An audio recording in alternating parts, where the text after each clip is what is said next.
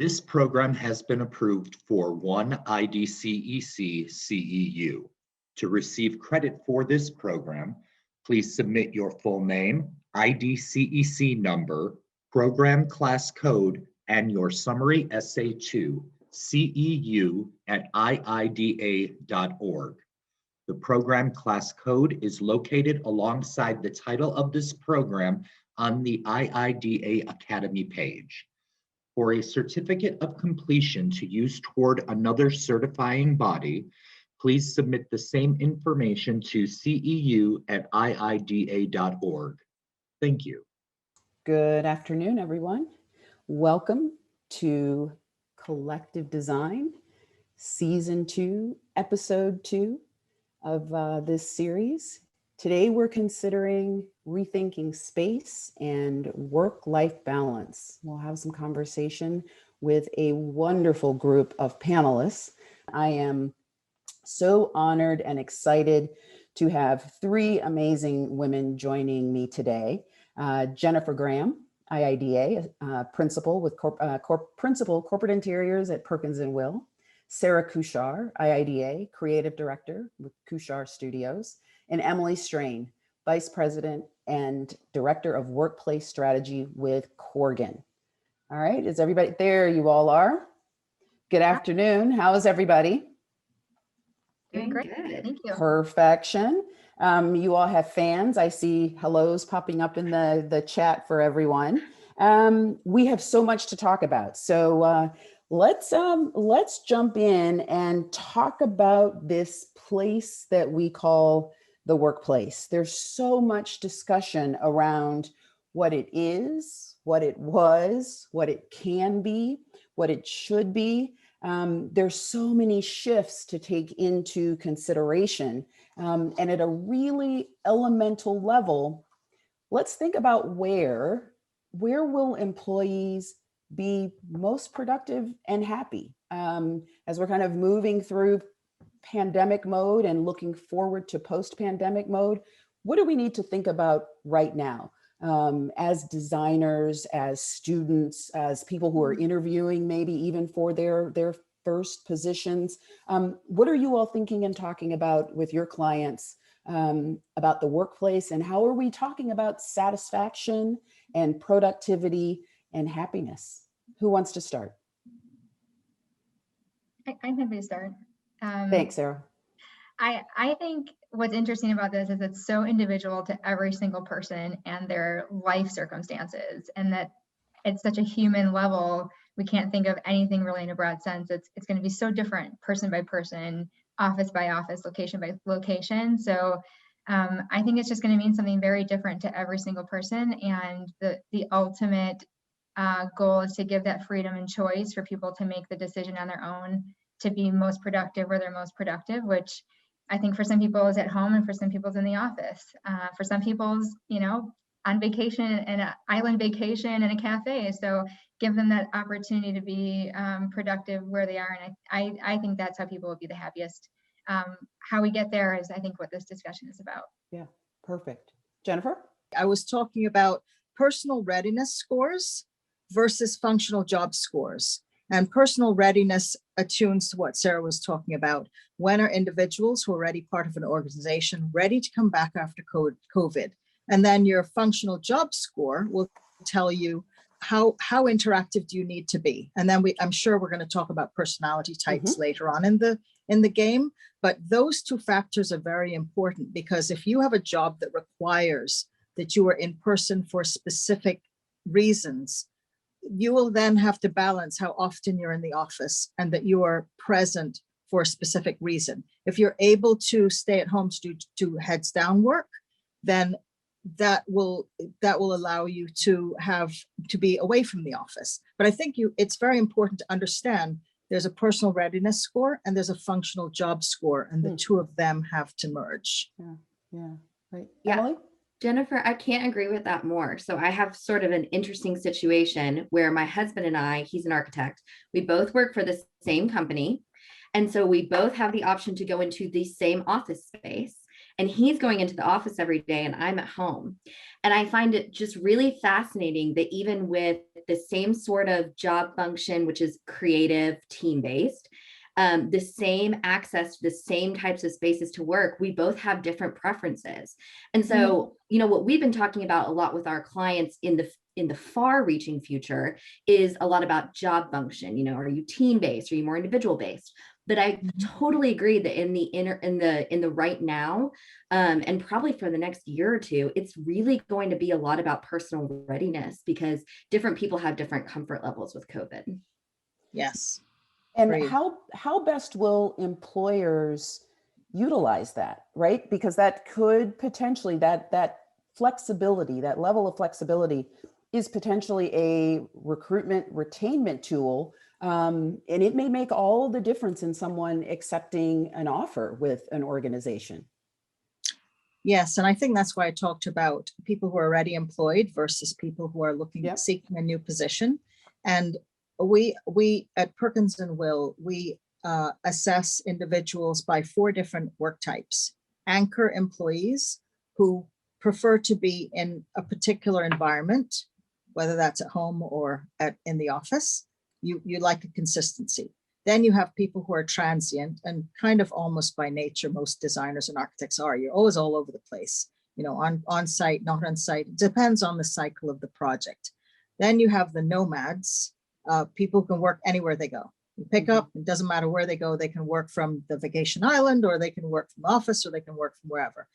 And then you have people who are remote workers, and that's a percentage of the population that we think is going to double from about 5% to 10%. There probably will be the people who already were like that pre-COVID, who really would prefer to work remotely. And those personas are typically looking for positions that support that. So you now have 3 different factors that you have to bring together, not only timing and readiness and job function, but also persona type. So I think understanding those metrics and doing those studies will then help employers identify what kind of spaces they need, in what proportion, very specifically for their company. And then on top of that, you have your stars who are able to do whatever they need to do from wherever they are. And then you have young people coming in, or less seasoned people coming in that you want to be able to mentor effectively. And I'm sure we'll talk about that in a little bit, because we have now developed over a year how to mentor effectively remotely. And we're going to start talking about where that's helping or hurting business in the big picture, and how we want to be able to continue remote mentoring, but also be able to do in-person mentoring. So this, in this moment, and Emily, I liked how you talked about right now, right? And we're considering right now, but also right next. But in this moment, we're hyper communicating, particularly those who are managing people. Let's talk a little bit about getting feedback, right? Because Jennifer, you used the word assessment, and that's so critical. The conversations that we're having as teams, that managers are having with direct reports, how important is feedback, and how are people getting it, right? I mean, we're talking about formal mechanisms and informal mechanisms. Is surveying happening more than before? How are we garnering enough feedback from the folks that we work with so that we're making appropriate decisions? Any thoughts? Yeah, so feedback in terms of internal and communication with the team. I think at the very beginning of COVID, when we all got sent home, it was this, okay, we're going to touch base 10 times a day, and I'm going to stay connected to you all the time. And as time has gone on and we've spent more time in this sort of different ways of work, I think people have kind of settled into what works for them. And so as a leader, I have to think about the different people on my team and how they best communicate and interact. And then also, what type of message do you have? We were talking about this the other day, right? That there's, 8 different ways to get a hold of somebody. So I get a text message and a link message and a Teams message. And so as we move into this new era of gathering feedback and communication, I think it's really important to figure out what's the right way to deliver the message that you have, and also what's the right way for your audience to receive it. It's those 2 things together. Yeah. And then from a client perspective, to answer your question simply, yes, so many more surveys. the client's doing surveys. I know every architecture and design firm has some sort of survey. We have a self-assessment that employees can take to help understand where they fit in this world of hybrid work. So there's lots of surveys going on, which actually makes me very excited and optimistic, because I think that hearing employee feedback and user feedback just turns out better design. So I'm very, very excited that people are willing to ask employees what they need and to get that feedback as well. Sarah, your firm put out one of the first surveys that I saw just as we were all kind of in that moment of working from home. Mm-hmm. And, I know that, you've utilized those results. Can you talk a little bit about that survey and what you learned from that survey and how your firm is utilizing those results? And it's been a year, right? And so, yeah. It feels like ages ago, but talk a little bit about that and what caused you to very quickly kind of jump into the survey pool? We heard a lot of talk about, here's what's going to happen. Here's what we predict. Here's what happened in China. So here's what's going to happen in here. Here's what's happening in Italy. And we would talk about internally. And we thought, clearly what's happening in other countries is not going to happen here, where we have our own, ethos here. And what, instead of predicting what everyone's going to do, why don't we just ask people instead of talk about it? So we created a survey and got it out to as many people countrywide as we could, just to kind of see and this was very early on. I think it was within the first month when we didn't quite realize this was going to be a year and a half of this. And so that survey was more of how comfortable are you going back? And what I think what was interesting is we did a couple more surveys after that throughout the year. And once you started getting 3, 5 months, 8 months down the road, we heard a lot more talk about, the back pains, the neck pains, my home office isn't what I had hoped it would be. I need to go back to the office. And we just saw that shift of loving this idea of being at home to I understand now why the office is the way it is, and need to at least upgrade the home or get back to the office in some, aspect for most people. I think the biggest thing we got out of it was just this idea that it's so different for every single individual, and this idea that as we work with our clients, it's not a one size fits all. You can't do what you're doing in London for your Scranton office. It just is so different, and you really have to survey your employees to find out the best solution for your office landscape going forward. And I also think that through all those surveys and how much it changed, we're realizing that although I might say that I'm going to go in 2 days a week, likely I'm probably going to change my mind down the road. It might become 4, it might become none at all. And so I think, we're talking to our clients about how do we create space that hopefully can change and morph truly through, not just say it will, not just do the demountable partitions that we say can move, but truly how can we give you a solution that it's not going to be a waste in terms of money or product, and that you can use to,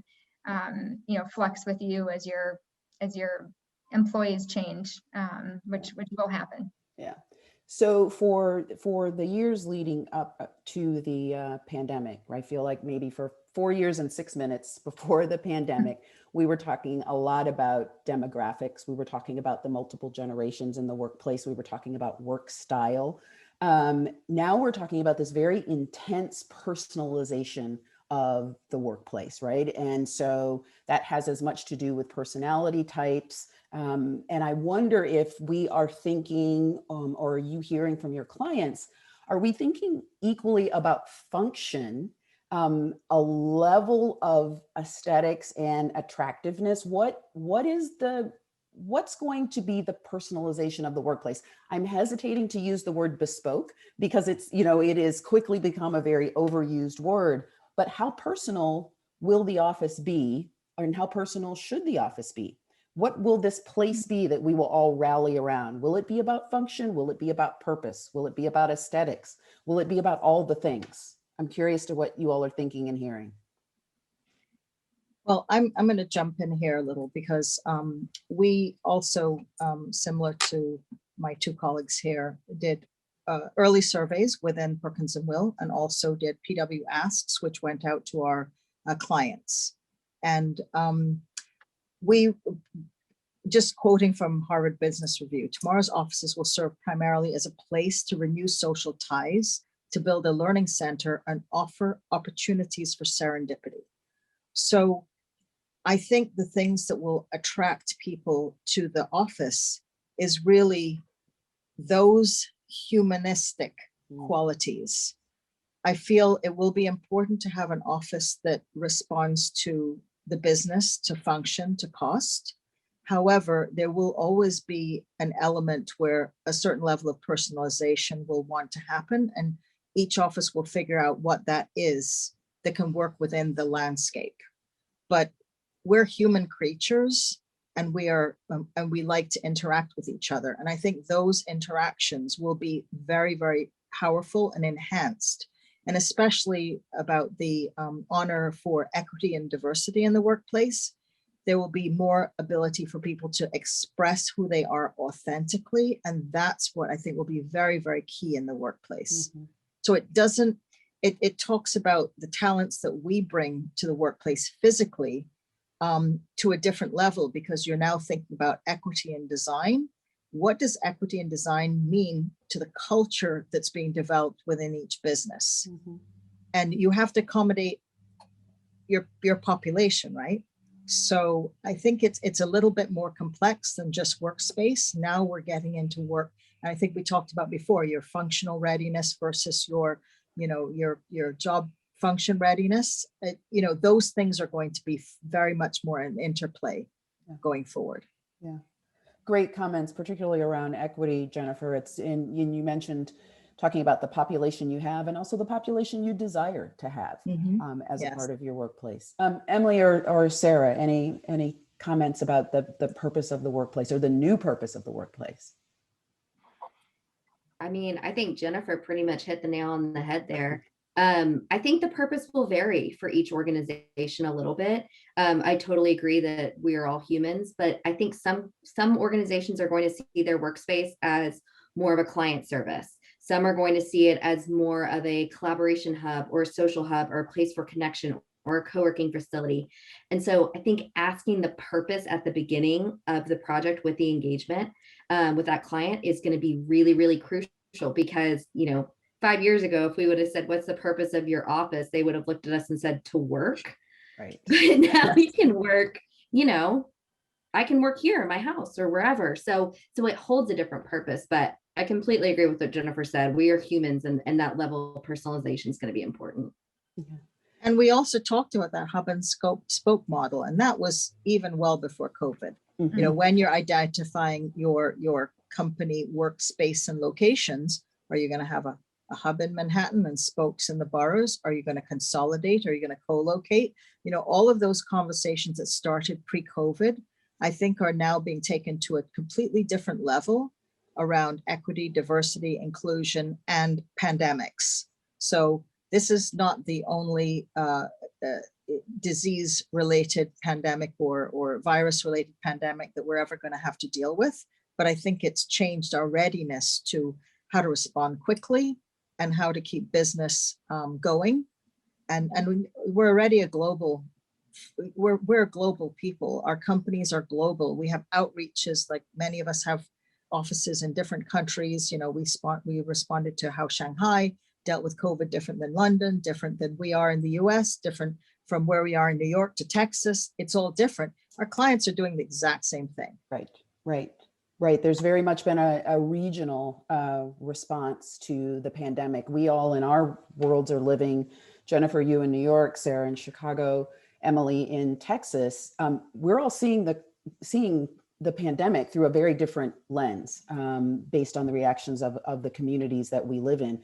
I want to footnote something, Jennifer, that you mentioned around equity, and not just that as it pertains to race, gender, ethnicity, but digital equity. We talk about in this return to the workplace, and far more of us are going to be hybrid or working from home, not always in the office. And there will be that imperative to ensure that folks who are working virtually are at the equal footing of people who are in the office, so that their experience will be as equitable as people who are in the office.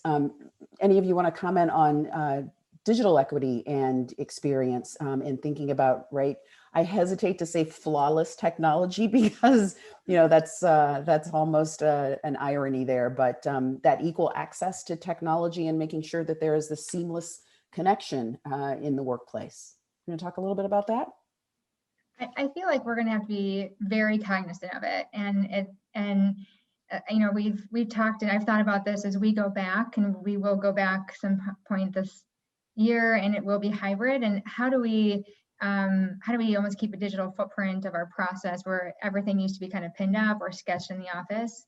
How do we keep it digital so that people can always stay tuned in? We've really loved using Miro, and I think that's something that will stay because it really does keep a great footprint of the design process.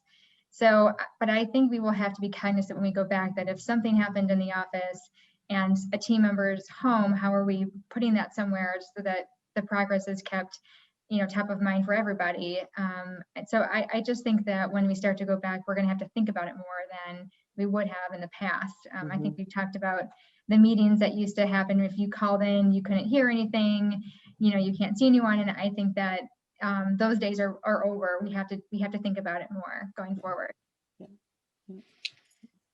I'd also like to add, and this is my IIDA VP of Action hat. We are thinking also about digital equity for those coming into our industry, because we also need to continue to grow the students coming into our industry. And there is definitely a disparity. At one point, there was a somewhat of a leveling of playing field if you could come into computer lab or work within your school to get your work done. But with COVID, not only is there not digital equity around access to the internet or having, strong bandwidth, but there's also inequity when it comes to equipment. So Cheryl, you probably know we're looking to have this as one of our catalyst focuses this year, where we are going to have, scholarships for people who need equipment. But digital equity in that way is affecting the next generation of people coming into our industry. And we want the best people, and the best people don't always have the best equipment. That's right. So I love how you talked about digital equity, Sarah, in the workplace. And I think we always also, with whatever industry we are in, we want to ensure that equity in our universities are taken to the level equity is equity. Equity is not ethnicity. Equity is not disability. Equity is all of those things. Yeah. Socioeconomics, it's location.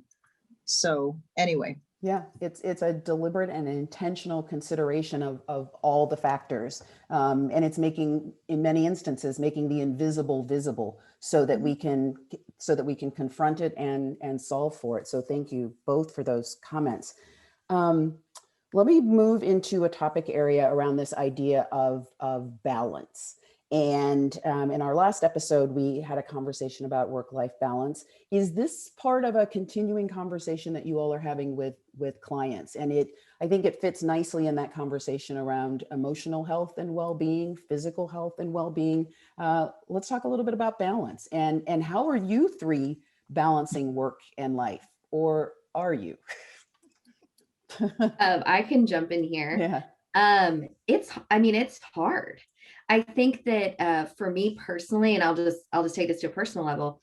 When I was going into an office every day, I'm a mother, I have 2 little boys, and it was really easy for me to separate my work life and my home life because it was separated by place.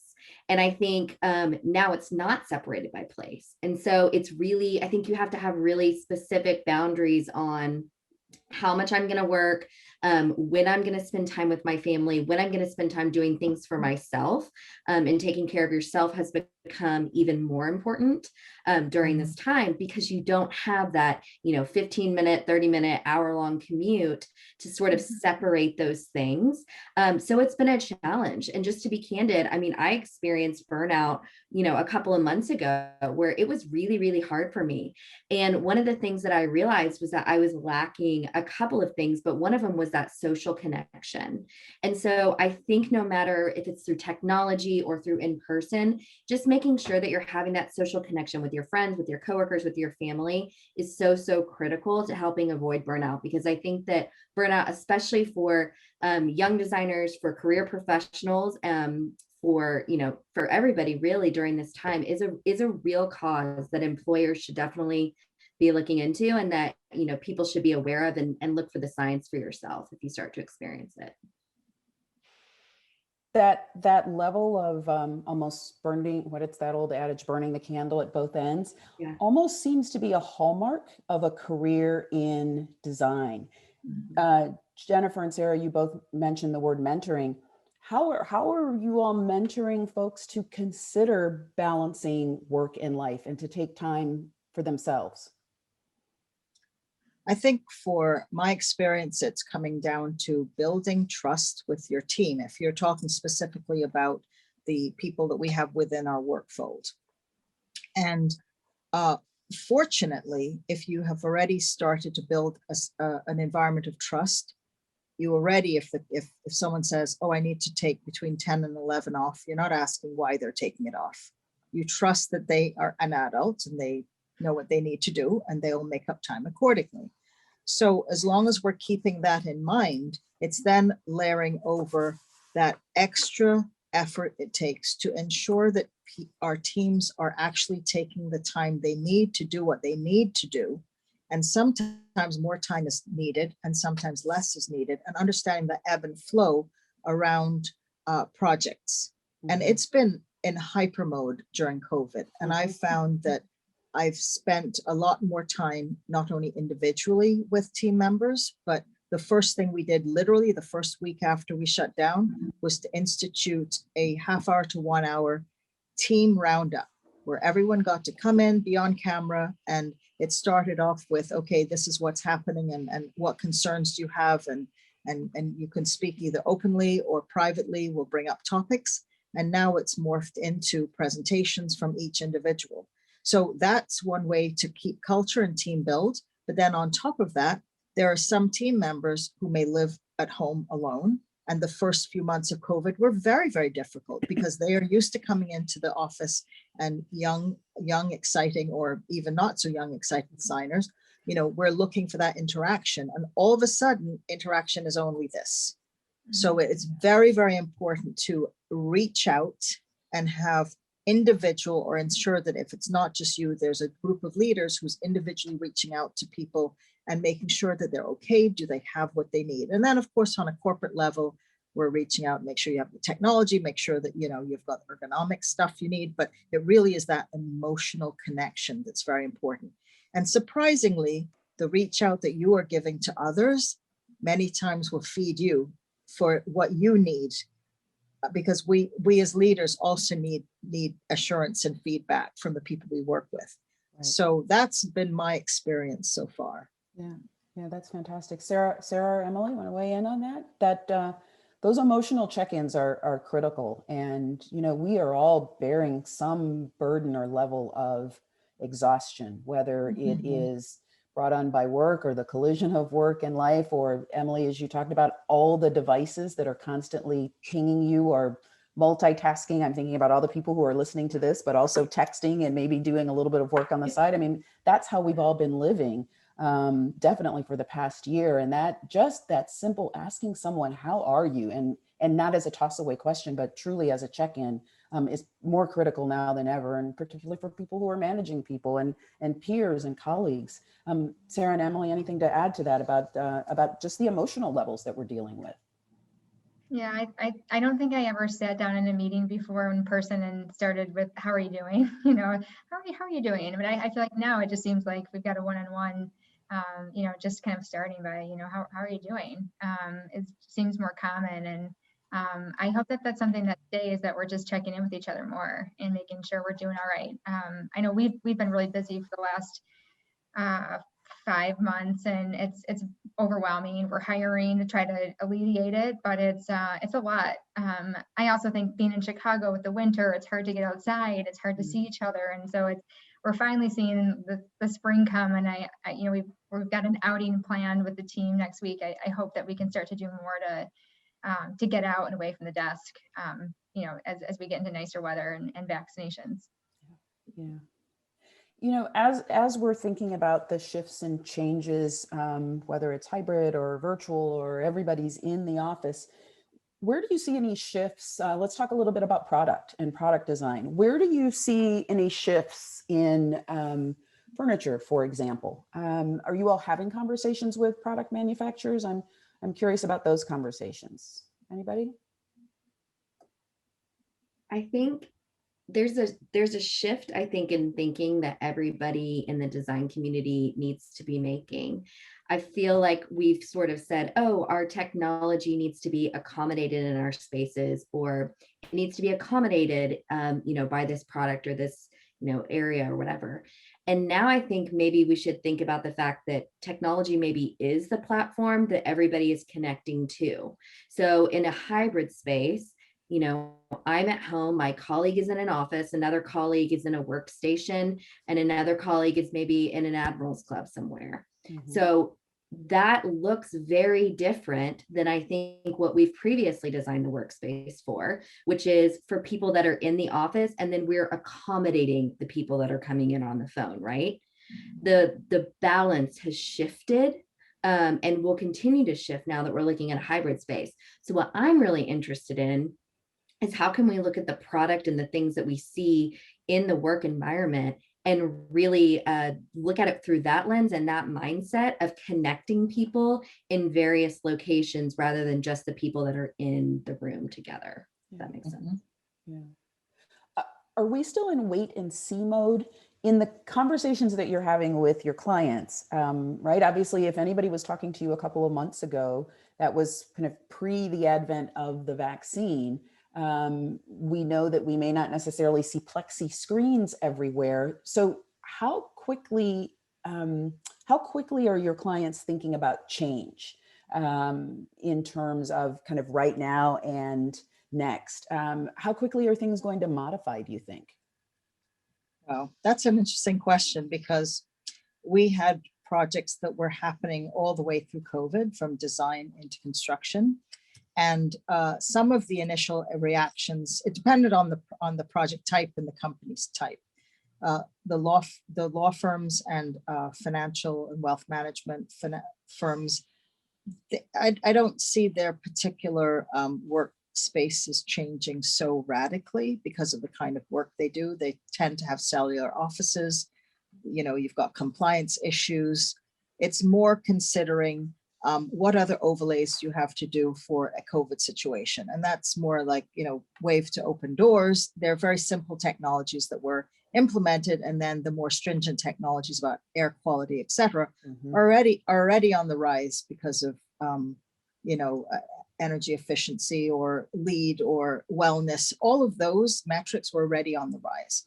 But then in terms of how people are using space, we definitely saw that the creative clients that we had, the ones that were in open plan, immediately were looking at, you know, the 6-foot circle, which we were kind of saying, you know, the 6-foot circle, it's an interesting concept, but, you know, how do you stop cross-contamination? It's not just the 6-foot circle. So it more came into going back to what is a hybrid workplace? And that was a conversation that started before COVID. Right. So Absolutely. I think we've kind of come full circle and looking to, okay, now we're just looking at what is health and wellness in the workplace. And that will be due to COVID and past COVID, you know, flu is dipped, but COVID has risen. And at the end of the day, cleanliness is going to be, and basic hygiene is what's going to get us through this. Yeah. These, you know, people were talking about copper surfaces and all this stuff, you know, best to have plastic laminate surface and clean it properly, or your tile surface and clean it properly. Look at the technologies that have already been developed for healthcare, and you'll see that some of the things that we're already doing are the right technologies to use around health and wellness. So then you go back to, you know, products in the workplace. We found, because we're in an open environment type of a company, we actually designed a tote that is good for You can take from desk to desk and park it in a location. And that's because we work in teams, and you're going to sit in different locations of the office in teams. And that has nothing to do with COVID. The overlay really is, you know, health, wellness, and cleanliness and hygiene. That's the main overlay that we have seen in this environment. I think I went through a lot of things in one, but I'll jump in here, Cheryl, on your question about, you know, what people are doing. What I've noticed is it differs by size of organization. So large organizations are moving slow. It differs, but they want to talk about it, right? They want to talk about future of work. We're doing a lot of consultant work right now. And in terms of making physical changes, they might still be a little bit more in the wait and see category. Smaller companies, we're seeing a lot of companies take advantage of good real estate deals and that sort of thing. And then for regionally, so like you said before, I'm in Texas. People are moving a little bit differently in Texas. Usually we move slower here, but right now we're moving faster than we're seeing on the coast. And so my team supports all of Corgan's offices, and we've definitely noticed a difference between the way companies are moving in different regions. And so I think it's really been fascinating to me, because I've never really experienced anything like this in my career, where you might have the same industry that's really operating so differently based on size and location. And then our clients are saying, well, what's everyone else doing? And I'm like, well, how much time do you have? Right.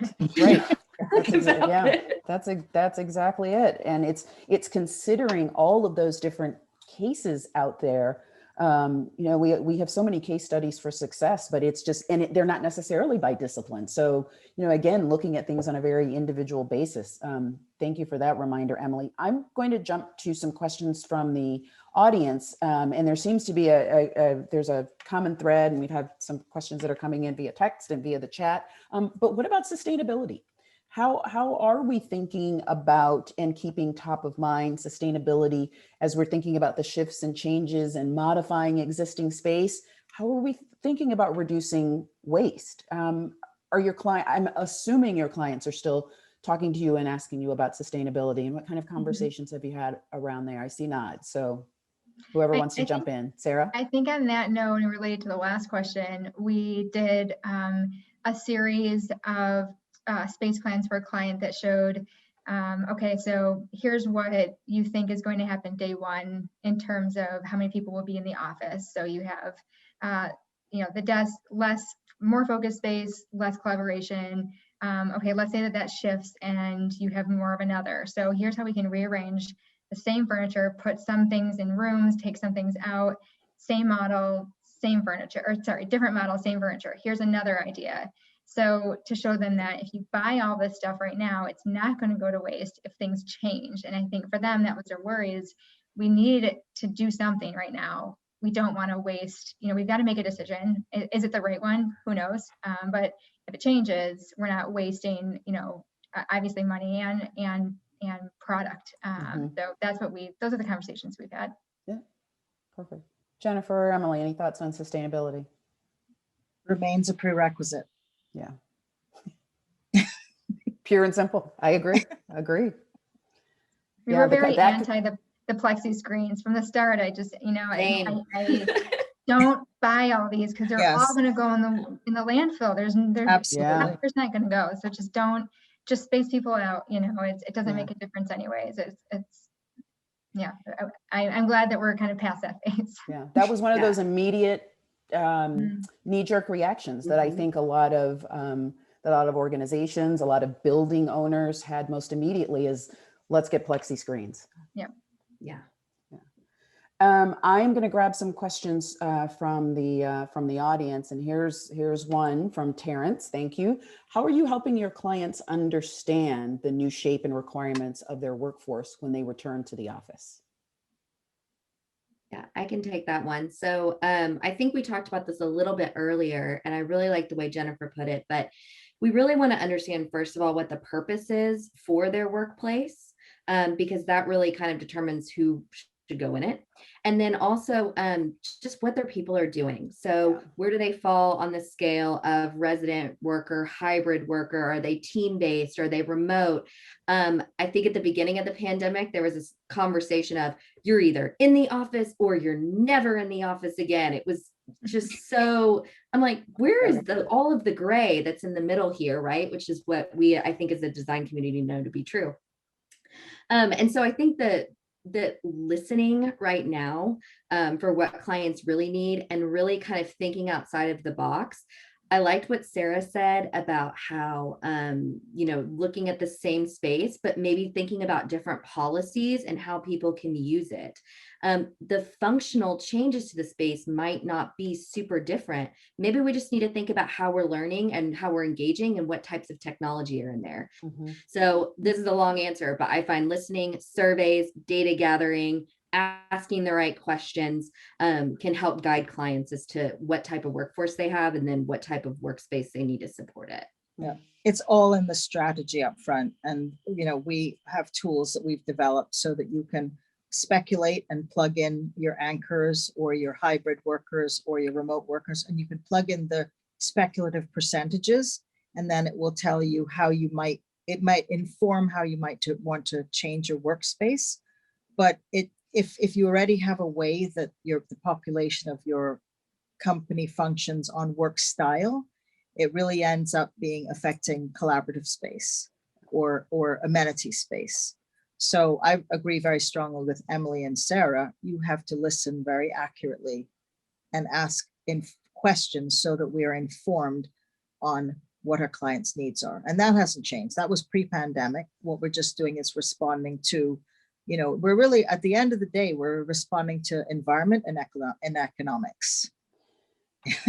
Perfect. Environment and economics. I love that. Here's a question from an audience member who's asking if the panelists can share feedback from the owner's view. And what about the socialization, collaboration, and culture impact that working from home has on a business and on its culture, and what's best for the health of the company? So how do you, again, that, we're very, as human beings, we're attached to place and we rally around place. But knowing that for some organizations, more than a third of their employees will be hybrid or virtual. So how do we have that conversation? And again, this is from an owner's perspective about socialization and collaboration. I mean, I'll say for us as being an owner, one thing that I will implement when we go back to the office is having one day that we all have to be back for sure. There's one day that everybody's in, which I know isn't completely flexible then, but I do think that we need a day where everybody's there and we don't lose that sense of team and culture.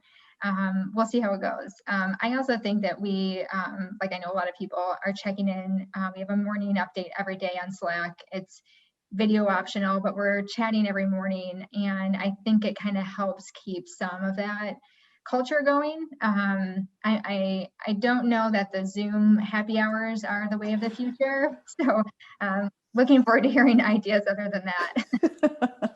I really don't want to go to another Zoom happy hour. Are we officially over those? I am. I don't know, maybe other people are. I think it's interesting from the owners that we've worked with. The tenure of the workforce really says a lot in the social capital that's been built for that culture. Mm-hmm. So where we've seen cultures thrive online were companies that are in a remote situation, were companies that had really strong kind of tenured workforces who had worked together for years and years and years. When we compare that data with the data that we get from people that were hired during the pandemic, the results are almost opposite. And so I think that culture, like you said, is a lot of times built in space. And I don't know that I necessarily have the right answer of how to completely change that yet. Yeah. And I think that's something that really time is going to tell us as we start moving into this kind of next phase of people being, in a hybrid environment. Yeah. Yeah, I there are some aspects, I think there are some inherent aspects of culture that's just, they're baked into the DNA of an organization, right? But obviously the pandemic has forced us to rethink and relook at corporate culture, business culture. And Sarah, you touched on something really interesting. Your rituals around your work have changed. It's necessitated change. That very fact that you're saying you're looking at a day where everyone needs to be on site, that's a shift in your ritual. And I think that will be something that all organizations will have to maybe rethink as we are all relearning what it means to work and how to work, but rethinking our rituals, but having those in place. Because one thing that we've lacked through the pandemic has been consistency. And as human beings, we crave consistency. And so having habit, having ritual developed for us will be incredibly helpful in maintaining existing culture and adapting to new culture. And I think we've all had to develop a certain level of culture over the pandemic. We've had several people who literally joined, one gentleman who joined the day after we all went home. We have others who were hired during the pandemic. And the way we have developed and nurtured our culture is very much what Sarah said. You have one day where we get together and we are allowed to have open and honest and conversations about where we are, what we need, what we're thinking. And it really has strengthened the culture, especially for people who are joining us who weren't long tenured employees. But we've been lucky to be successful in that manner in our New York office. And I have the feeling that other offices have had some success there as well, because the rituals have been developed online. I know that we want to change it back to in person, but we do what we can in the moments that we have to ensure that connectivity happens. I think also being a creative culture that we are as architects and designers, we're very fortunate because we communicate through visual content and we respond very well to visual content. And I think it gives us one more way to connect that people who don't have visual and design content in their everyday lives. And that's what we can bring to our clients, through the spaces we design. Yeah. Jennifer, so you invoked rituals that have developed online, digital rituals, super hard to say. But have you all, and I think Sarah, you mentioned Miro? Miro, right? yes, we love it. Are there any other specific technology solutions that you all are using or that you've seen emerge through this time that you would that you want to share with the audience? I think a lot of people know Slack, but we started using it a little before the pandemic. I don't know, maybe 8 months or a year before the pandemic. And I think that was a huge part of transitioning to home because we were already used to communicating through DM. And we actually learned how to use it better. We discovered that there's video calls. We didn't even know that. But people check in the morning, say good morning. When they leave, they say good night. And that's a ritual that we've kind of developed. And sometimes it's through gifts, sometimes it's through emojis, and it just becomes kind of the thing for the day. And I think it adds a lighthearted way to say hello and goodbye that we used to have before. But sorry for the long answer, but Slack, I think, has been a lifesaver, I think, for us in terms of organizing our projects and staying connected. Yes, we've used Teams the way you use Slack. We used to use Slack before we got Teams as a platform, and it definitely has helped with connectivity, creating rituals. I love that you brought into emojis because we as human beings, technology and communication evolves on a minute-by-minute basis. And now we can communicate faster with emojis, help with our expressions, and also cross-culturally across the world. I mean, emojis, I think, started in Japan, am I right? I think so. And I think it's helped unify, a common language for emotion. So, but working in Teams or Slack or any of these, technologies that unify us, if you didn't know how to use them before COVID, everybody knows how to use them now and quite efficient.